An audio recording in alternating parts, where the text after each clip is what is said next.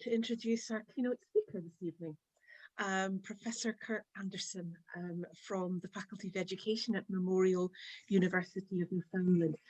Kirk's one of our founder members of the network, and although he started his career as a teacher in Inuit and rural schools of his home province, he's been dean twice at Memorial University. He's also been a former president of the Canadian Deans Association. And I think we're all looking forward tonight to hearing Kirk. I don't want to speak too long, but just one other thing. At the end of Kirk's presentation, there'll be an opportunity, about 15 minutes, for us to ask him some questions, just to delve deeper perhaps into his topic. And what I'd ask you to do is, even as Kirk is speaking, if you would like to type your questions into the chat, then I can choose one or two of them and present them to Kirk at the end of his presentation. So the floor is yours, Kirk.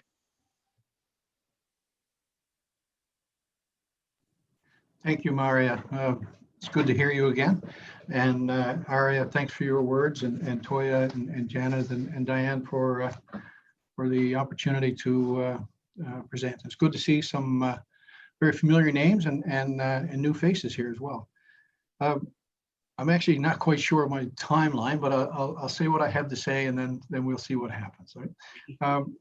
When asked to do this as a person who's actually a former dean now, and looking at the changes from the work that I would have a hand in as a dean, and looking at what's probably happening or not happening as I move from one role to another, the idea of transition risk, and as I'm a bit of a change scholar as well, about what survives and what goes on, and when a new administration comes in, do they kind of sweep everything out you've done and bring in all their new things, right?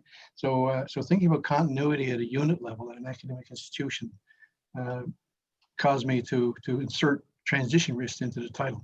So I'm going to talk a little bit about me. I'm going to talk, of course, I'm an academic, right? I'm going to talk a little bit about indigenization, indigeneity, and something I'm wrestling with, what I call indigenicity. Indigenicity being the discussion or debate about who's indigenous, and what's not. Now, I'm just raising that question because I'm actually, I want to be very careful about how I say that, because it applies to me, it applies to people like me who are of Indigenous ancestry and don't quite fit in. So anyway, so I'm going to just work through the Canadian perspective, indigenization, what we've done, and a few of those things that I've just mentioned. So now, next slide, please. So indigenization, indigenicity, and indigenizing the profession and me. So next slide, please. For those who don't know Canada, and Canadians always assume everyone does, we're sandwiched between Alaska, the United States, and circumpolar north. And Aria's presentation of the polar community as a geographical and cultural structure is an interesting thing, because politically, we've sliced that out into something called Canada now. So we have 35 million people, and you can see our what some folks would call colonial borders. So that's the provinces and the 3 territories. And much of my work and research has been in, if we go from east to west, Newfoundland and Labrador, or the region called Nunatsiavut, and then into Nunavut, and areas like that. So, and education in Canada is a provincial responsibility. Unless you're an Indigenous Canadian, then it falls under our Constitution as a federal responsibility. Next slide, please. Okay, so for those of you who don't know where we are, I'm on the southern tip of that white piece and on the Avalon Peninsula in St. John's, Newfoundland. It's much like being in Oslo or Helsinki when you're actually speaking to someone who's much further north. So, so we have that northern part of our province, and we have that northern southern dynamic as we go up. Next slide, please. Skip this one, please, and skip this one. One of the changes that have occurred in the last 5 years is most institutions, as part of the indigenization, will do land acknowledgements in recognition of the Indigenous peoples that actually used, occupied, or still still have claim to the lands we live and work on if they haven't been settled by treaty, and if they have. So this is fairly new from Newfoundland, as they actually, if it mentions the Beothuk and the Mi'kmaq, and one of the things if you look at myself as a student in Newfoundland, I was taught in grade 4, and my ancestry is Mi'kmaq. That's who I am. I was taught that there were no Indigenous peoples on the island of Newfoundland. That there was the Beothuk, they were extinct, and they were killed off in part by the Mi'kmaq, who were brought in by the French. So the only ones left were us loyal Britons. So it's not quite true. So getting history and the truth correct is part of reconciliation as we move forward, and this helps that quite a lot. So next slide, please.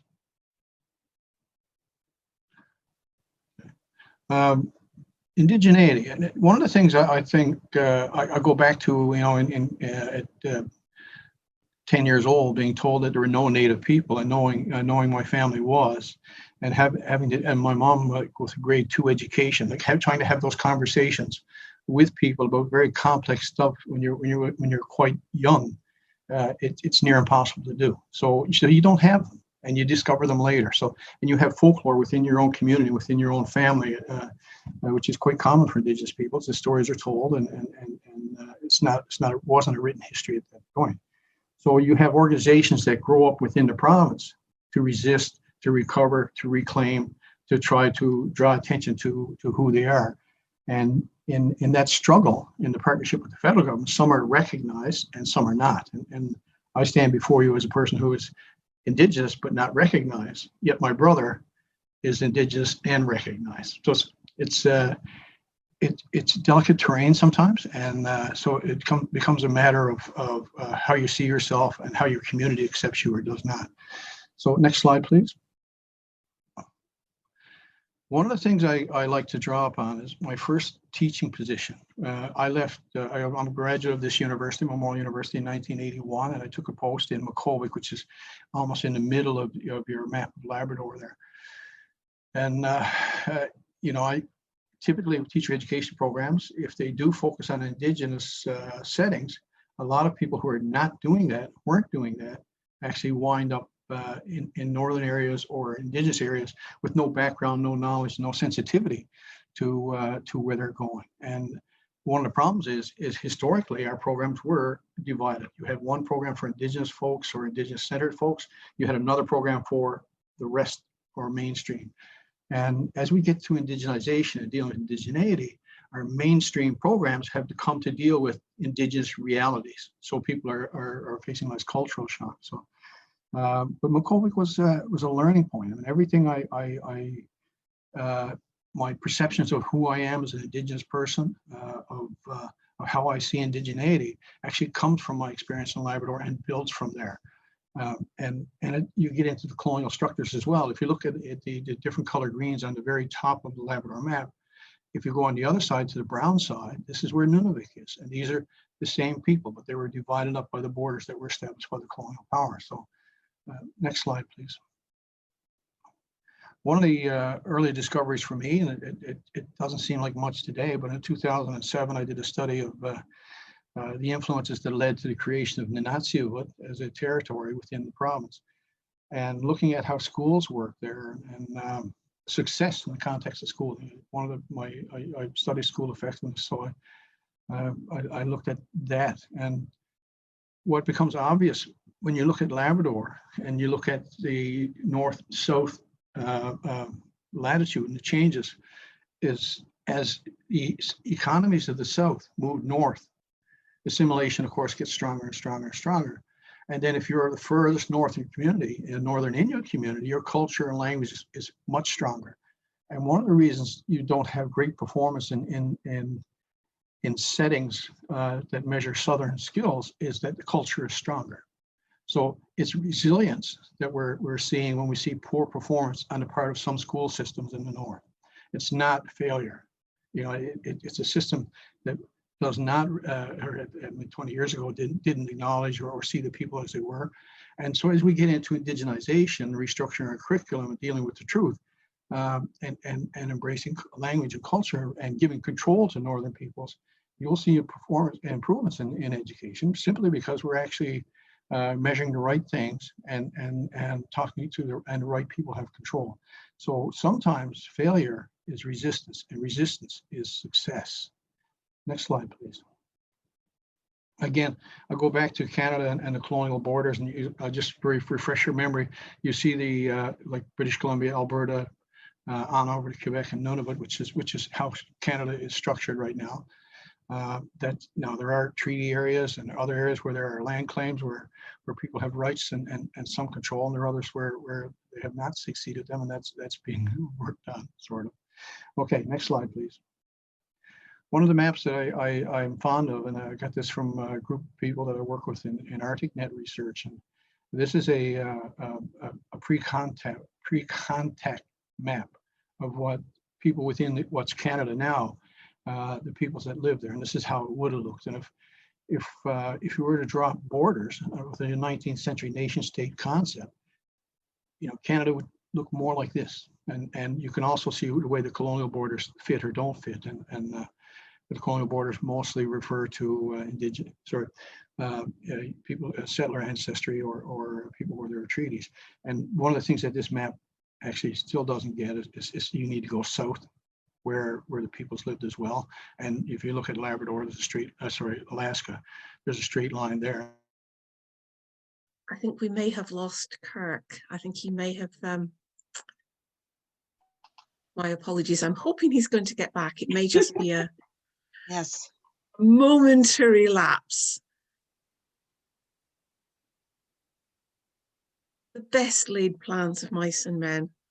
oh yes. It wouldn't be a Zoom conference if we didn't have that. And A little glitch, a little glitch. I have to say, I'm quite glad because he seems to have left. Hopefully he will come back. I was quite glad because I was so enjoying looking at the pre-contact map.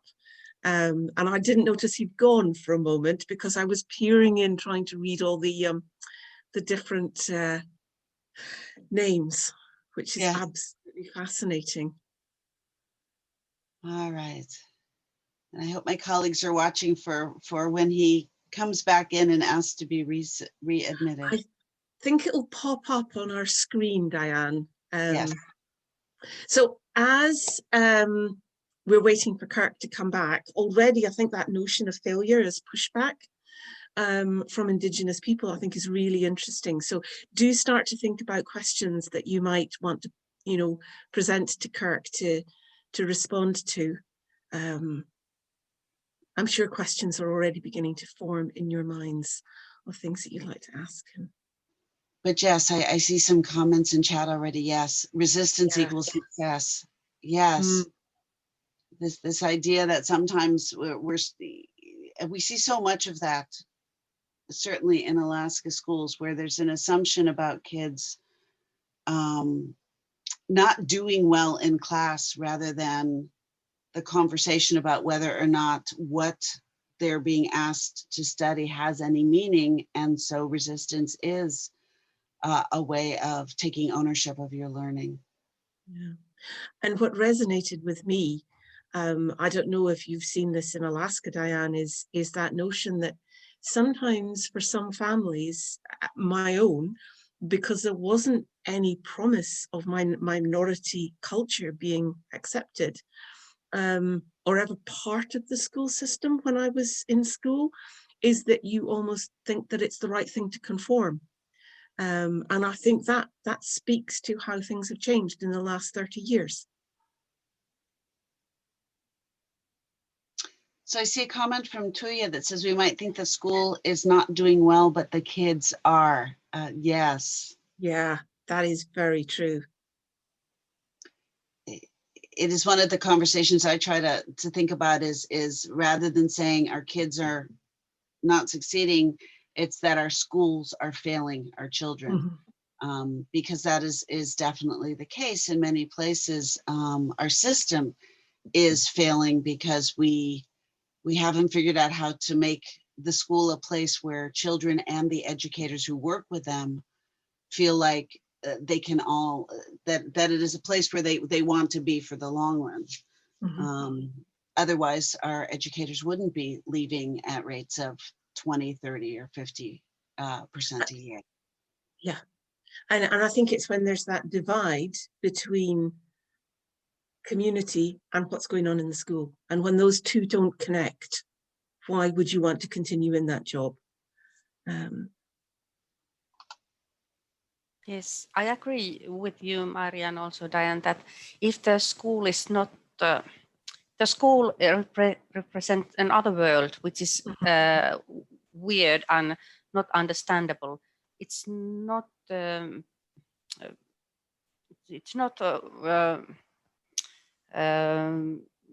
understandable that the young people, kids and young people, they don't connect.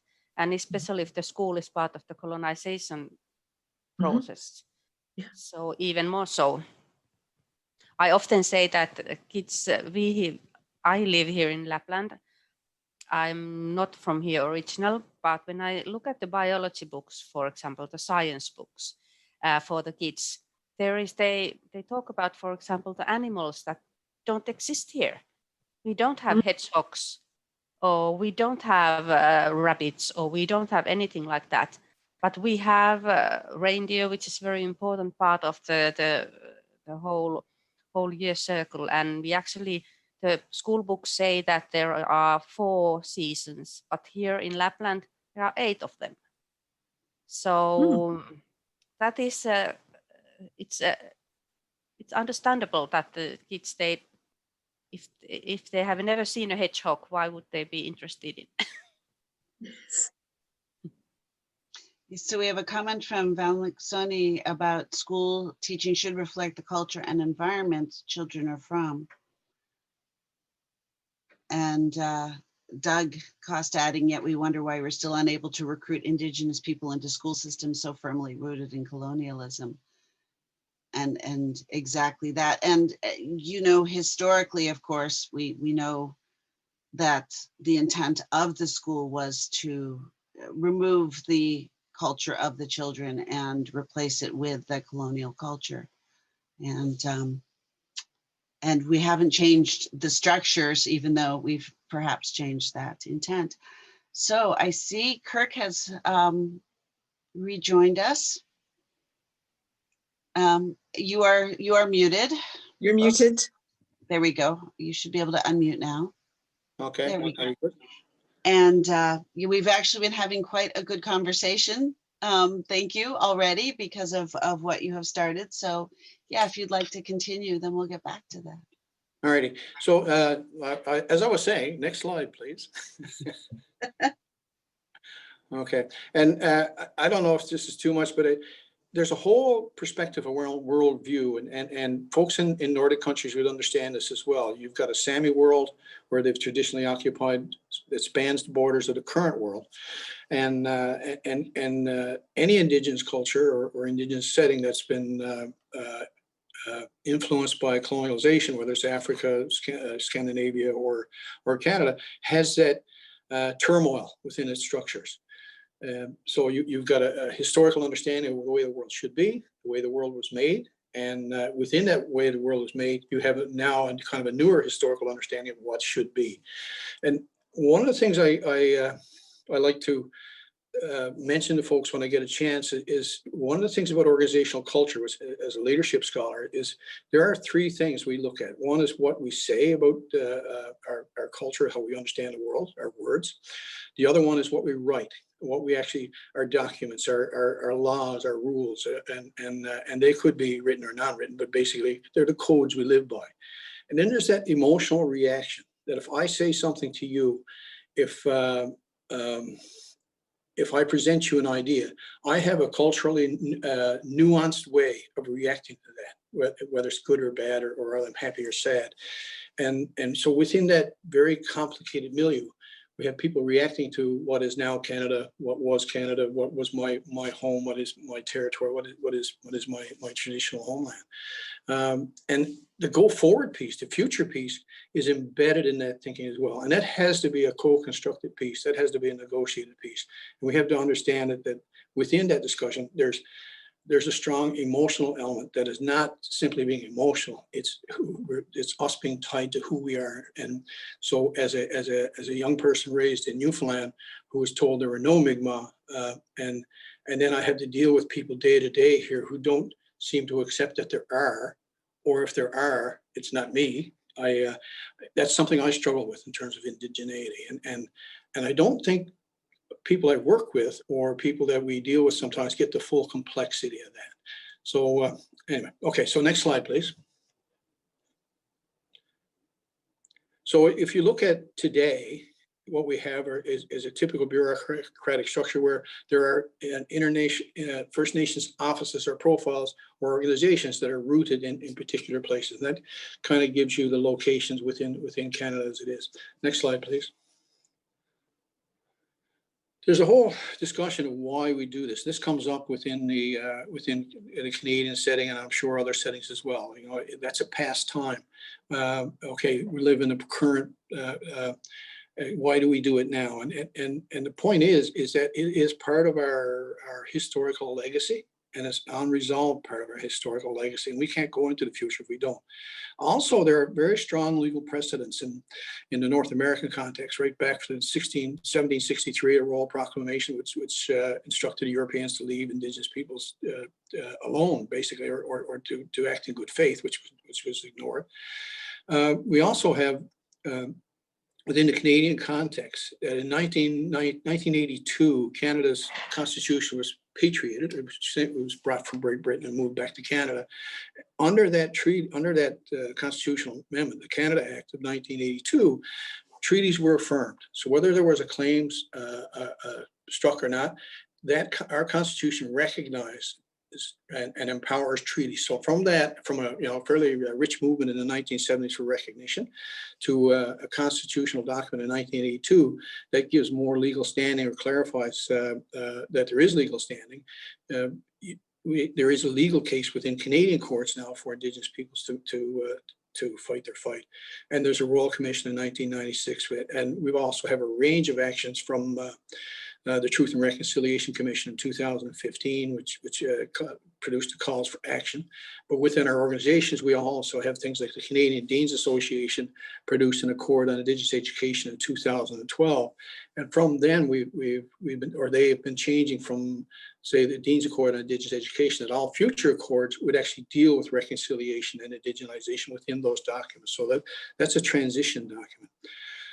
So, and the Deans of Education a few years ago were leading an initiative called Indigenizing the Academy. Now, there's a whole move throughout the country with the Truth and Reconciliation Commission report of 2015 to deal with Indigenizing the Academy. And what that means may vary. Again, it needs to be co-constructed within the people that are doing it. But it does mean that we're changing our institutions to make them more both accepting or embracing Indigenous ideas and philosophies and peoples. And so there is progress here. And Memorial University actually has just recently produced a new strategic plan on Indigenization this year, actually. And within that is a whole structure that supports Indigenization. Now, the spirit seems willing, but is the flesh weak? Will the body politic here react to what it sees reality as from an emotional level? Will they do the word thing? Will they do the policy thing? But will they not emotionally connect? And so some people are, some people are not. So there are legal precedents why we embrace the Indigenous challenges that we must do. Next slide, please. This is a meeting actually from the Canadian Deans Association when we were talking about indigenization in 2012, and we led a series of conferences across the country. And later on now, of course, it's more mainstream, and universities across faculties are embracing the idea.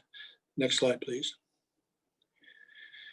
As a new dean in 2011, I came to Memorial University, and one of the things I had to deal with is what was I going to do? I mean, I had a good background. I felt I understood the context. So one of the things I'm dealing with now, sorry, is I'm actually on my phone now rather than on the screen, so I'm not getting the full picture up.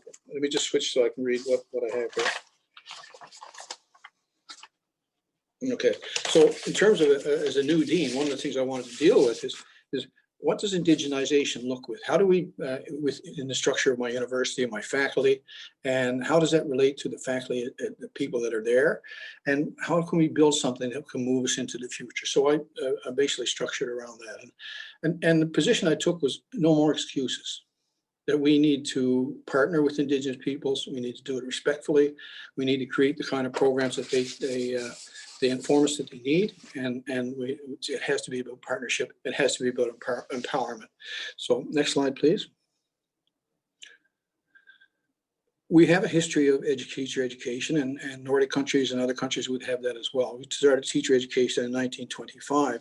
And if you look at our Indigenous programs, if our early programs focused on Indigenous peoples, were essentially a deficit model. That we were seen as people were seen as poorly qualified, and we were compensating. We're actually trying to find a better way to bring our knowledge systems to them so they would be more successful. And it's the same thing I mentioned about the earlier article I wrote, and how sustainability and failure doesn't resist change that's unfair or inappropriate. And so some of our failures in previous education programs would be that resilience was strong, that resistance was part of that. That was success on their part. Our failure was not to recognize what we needed to do. And as we move forward, we've built more community partnership programs. The IBED, the Inuit Bachelor of Education program, is something we went through for 5 years. And that was a partnership with the Natsivut government, and we're quite proud of it. To me, it's an exemplary model of the kind of program that doesn't, that partners and that genuinely reconciles, and we had a lot of fun with it. So next slide, please.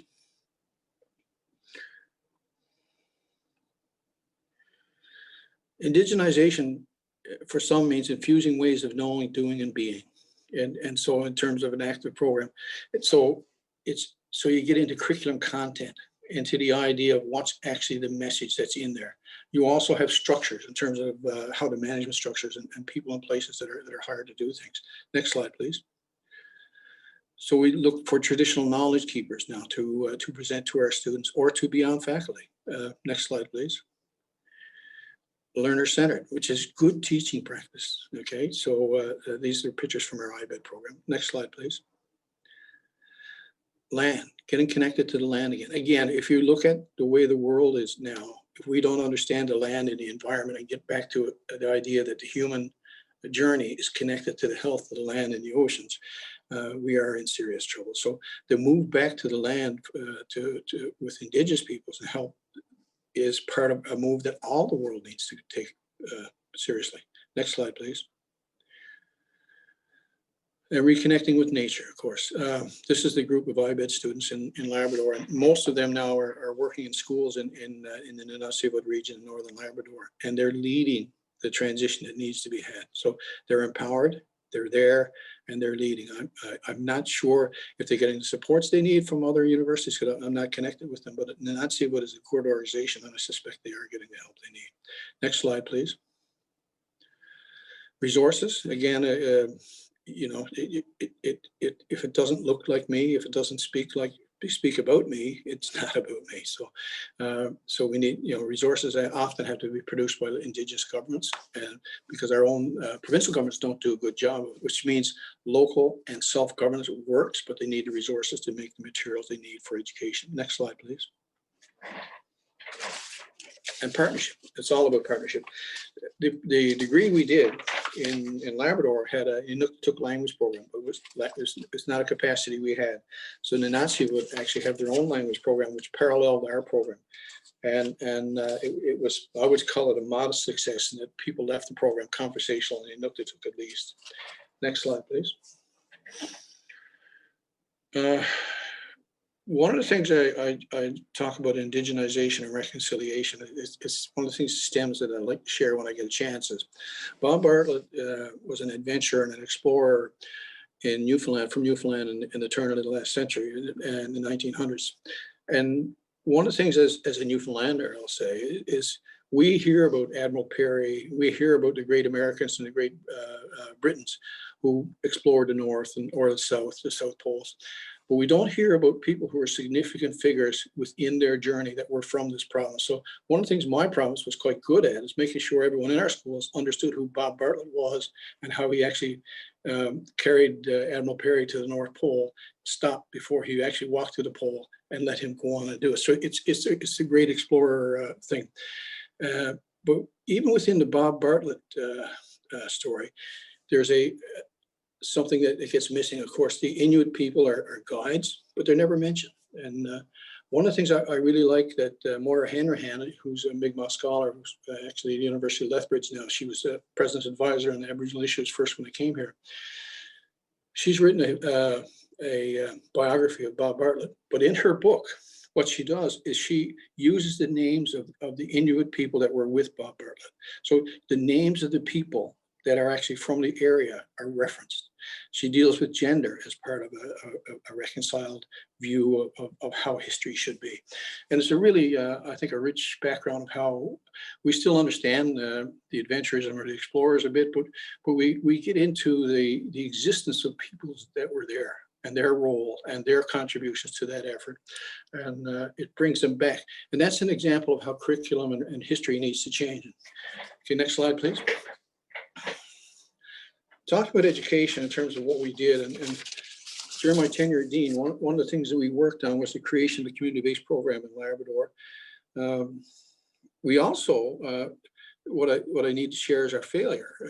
We had another program set up to run in Corner Brook, which is a Mi'kmaq area of Western Newfoundland. And that was, we had agreement from the Halibut Band, which is a new First Nations group that was founded 2011. But what we didn't do is we didn't consult enough with the previous groups that actually led the fight to create Halibut. So we wound up in a controversy about who were we to bring in a Mi'kmaq program, even though the Halibut Band had agreed. It was very supportive, but their own lack of consultation and their own, I think, lack of maturity as a new organization resulted in communications failure. So that program didn't go ahead, and it's one of the failures that I think I really wish I had the chance to do it over again, or we would be there now. We created an Aboriginal interest group in the faculty. And the idea was to leverage and advocate for Indigenous issues. Creating mechanisms to recognize our Aboriginal perspectives within our history, within our program. So we worked on that. And looking at the notion of partnerships, dealing with revisiting all our partnerships. So again, this up to 2019, and I've been on leave for a year, so I have very little idea what's going on now. But one of the things that we actually, okay, just go to the next slide, please. So the thing is seeing success in the people that are closest to the areas that we want to deliver success as part of Indigenization. So these are Inuit students. They're in Northern Labrador now. They're working in schools, and they're bringing back culture in a way that's really rich and invigorating. But they're alone. There are 5 schools in that region, and so there would be anywhere from 10 to 20 teachers in those schools, and all of them would have elements of the same kind of issues that we would all have as new teachers. So what support they get? The good thing within that region is Nunatsi as a self-governing territory is quite strong. It has a lot of influence. So they do have a powerful friend who can help them. Next slide, please. This is a mural that our students made for us, and it hangs in the hallway of our building here at the education building in St. John's, and it actually hangs up in the Labrador Institute in Labrador as well. And it kind of exemplifies the creativity that we never dreamed that we would see from this group, that they gave us this gift that we could actually look at and contemplate about how we can actually do things right and partner correctly. Next slide, please. Just for reference, this is a powwow, and a powwow in southern Newfoundland. And as a boy, there were no powwows in Newfoundland, none. As we were told, there were no Indigenous peoples, but now there's a regular powwow held in southern Newfoundland and other areas of the province, as well as people come forward, rediscover their Indigenous culture and their Indigeneity. So part of that means this province has to change and embrace people we once denied that they even existed, or that we painted them as allies to the French and thereby enemies to the British, which is a really funny way to look at the world today. Next slide, please. Speaking of the future, one of the things that have happened that is the Labrador Institute actually has been created as an academic unit within the university, which means rather than simply serving the campuses at St. John's, they have autonomy to act and hire and develop programs and generate research within the Labrador region in the north and on its own, which is really important. We also, one of the last things I did before I left, we signed an intergenerational partnership with the Nunavut Arctic College to assist with their Nunavut teacher education program. So that's the Nunavut teacher education program is one of the oldest Indigenous teacher education programs in Canada. So it has a long history. Now, then COVID happens, right? So what do you do with that? We'll see. It has high potential to be a real rich learning experience for us and beneficial to them. It's always a two-way street. The university also now is looking at an Indigenous cluster hire. They set aside positions that they will hire for Indigenous scholars, and that's being activated on. Also, the new strategic plan, I think, has some influence because there are strong structural elements that will help leverage some of the positions. And as a leader, anybody in a leadership position, it's one thing to have a good idea, but it's also really important that leaders actually leverage positions in a way that enables change to happen and supply the resources they need. Because resistance is a two-way street. European models resist change as well. And that's about it from me. Sorry if I was a little rambling. Sorry about being dropping the feed. But here we are. So if you have any questions, I'm really happy to hear or respond. Thank you very much, Kirk, and thank you very much for coming back. We were worried we had lost you completely. Unfortunately, because of the sort of break in time, we're not going to have time for questions just now, folks. Thank you for your questions that you've put in the chat. And just to let you know, Kirk, there are quite a few questions in there. But what I'm going to, and there's particularly, I think, an interest in that notion of failure as pushback. I think that's really resonated with people. But what I'm going to suggest is, so that people can have that sort of 10-minute break before the parallel sessions, that we keep a hold of those questions that people were going to pose to Kirk, and that we deal with them because Kirk is going to be back later on in the panel session.